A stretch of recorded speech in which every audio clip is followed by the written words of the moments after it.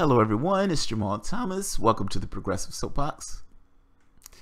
So I'm just getting home with my wife. We went to see two movies. The first one sucked really bad. I fell asleep in the movie. It was I can't think of the name of it. It was the space one. Then we went to see Atomic Blonde. Fucking awesome. Charlize Theron. That was an amazing movie. Slightly buzzed. I'm looking at my news feed, and I see this story about Kamala Harris, and it warmed my heart. It warmed my heart in a comical way, and that's probably not what she wanted.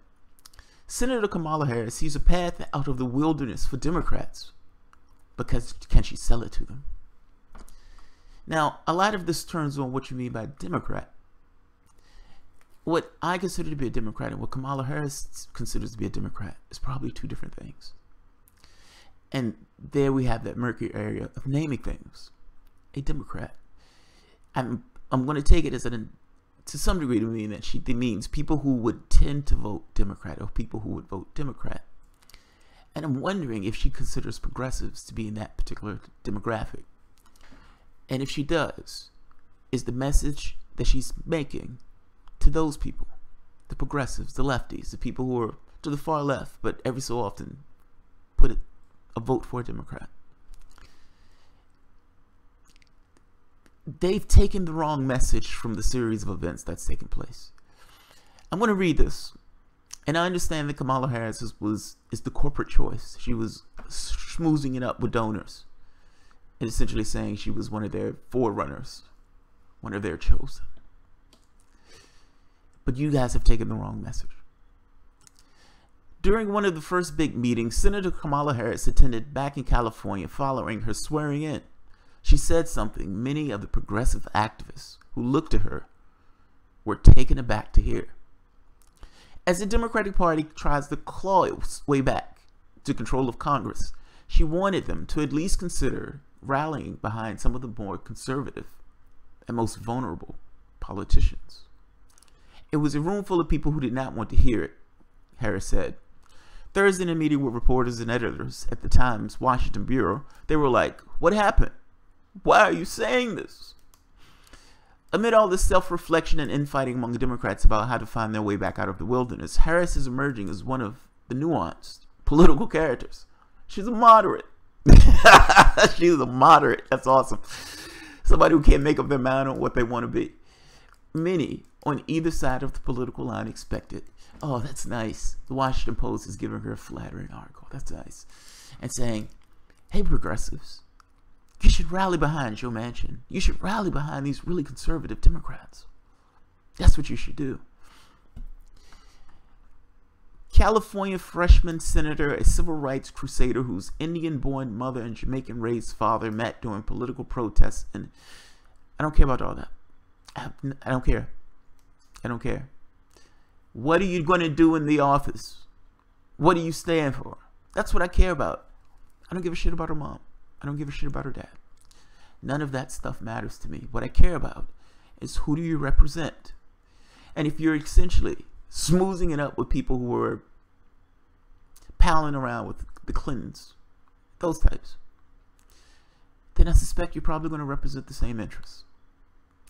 Now, here's the thing. The reason why I say you guys took the wrong message. How do you lose this much and still get to believe you should decide on how the party proceeds? That's what I'm saying. You lost to reality show hosts. And I'm saying you because I'm saying you're a wing of the party. If we're breaking that party in the wings, the party that wasn't on the left, the party that's okay with this kind of corporate interests, markets over people, that side of the party. How do you lose this much and still get to have sway? That's what I don't understand. Meaning, if you're out here begging people to vote for vulnerable Democrats, why are those Democrats vulnerable in the first place? Let's start there. Why are they vulnerable? Why are they vulnerable?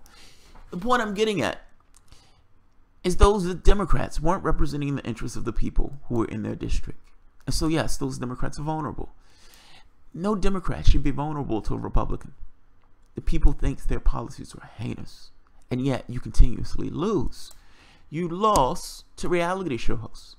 You lost 66 of 99 state governorships. You lost the House, the Senate, and the Supreme Court. You've given this country over to maniacs. And you still believe that you guys are the adults in the room. We're the people who knows how to get shit done. You guys are failures on a massive fucking level. Ossoff, the guy who you guys spent $21 million for him to pretend to be a Republican. When they get a choice between a Republican light and actual Republican, they choose a Republican. You lost $21 million to find that out. Bernie Sanders is the most popular senator, politician in this country, in spades. The Democrats aren't liked. The Republican Party isn't liked. 15 million people left your party. You guys are hemorrhaging money at this point. And you guys believe you're the adults in the room who are essentially going to say, hey, this is the direction that the party is going to go. I think you're going to continue to lose until you move in a very particular direction. And it's a direction that the people who are paying you is not going to want you to go, which means you're going to continue to lose. No. Those vulnerable Democrats are going to lose. They're going to lose because they're not representing the people who they're supposed to be representing. Full stop. That's why they're going to lose. It has nothing to do with progressives. No one owes you their vote. You get their vote based upon the things that those people think that you've done for them. It's a transaction of sorts. Hey, this person is representing my interests, so yes, I'm giving that person my vote. What you want is a lesser of two evils. That's what you're essentially making the argument for. This thing of, well, hey, I know that guy's pretty heinous, but that other guy who's going to come in is going to be even more heinous. Isn't it more bright to get the less heinous guy? But that's the argument that the Democrats has been running for the past 40 years. We've already got the worst case scenario. You've driven the bus into a wall.